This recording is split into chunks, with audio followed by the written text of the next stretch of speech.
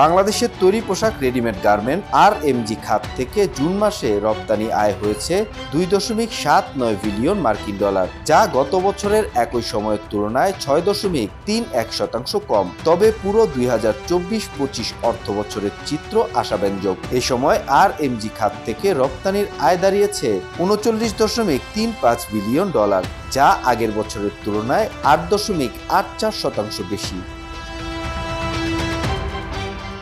রপ্তানি উন্নয়ন ব্যুরো EPBর প্রকাশিত সর্বশেষ তথ্য অনুযায়ী জুন মাসে নিট পোশাক নিটওয়্যার রপ্তানি হয়েছে 1.54 বিলিয়ন ডলার, যা আগের বছরের জুনের তুলনায় 4.04% কম। একই সময়ে ওভেন পোশাক রপ্তানি হয়েছে 1.25 বিলিয়ন ডলার, যা 8.69% কমেছে। অপরদিকে পুরো অর্থ বছরের বিবেচনায় নিট পোশাক খাতে রপ্তানির আয় হয়েছে 21.16 বিলিয়ন ডলার।